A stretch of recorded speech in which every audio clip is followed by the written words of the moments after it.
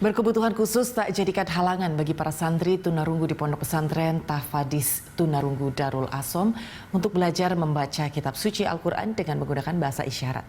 Mengambil metode pengajaran dari Arab Saudi, para santri berkebutuhan khusus ini mampu belajar membaca dan bahkan menghafal Al-Quran.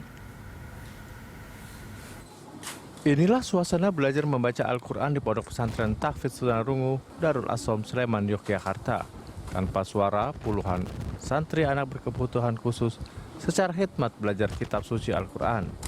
Berbeda dengan ponpes pada umumnya, mereka tak membaca ayat demi ayat dengan hafalan suara, melainkan mengeja satu persatu huruf hijaiyah dalam ayat tersebut dengan menggunakan bahasa isyarat. Meski memiliki keterbatasan, namun semangat mereka untuk bisa menjadi hafiz dan hafizah begitu luar biasa. Dengan mengadopsi metode dari Arab Saudi, para santri memiliki patokan bahasa isyarat yang universal.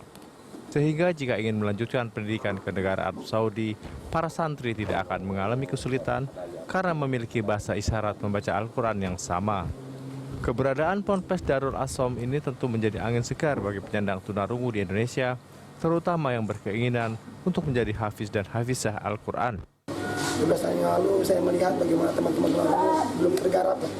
Dan bahkan sampai saat ini pun untuk pendidikan mereka untuk agamanya, Masya Allah luar biasa.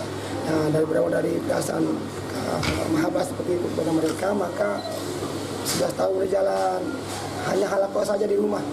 Kali mereka di rumah, datang ke rumah, saya datang ke masjid, datang ke halaqah ilmu bahwa mereka. Lama-lama saya ketika di Jogja ini terinspirasi untuk buat madrasah langsung untuk mereka di usia sekolah.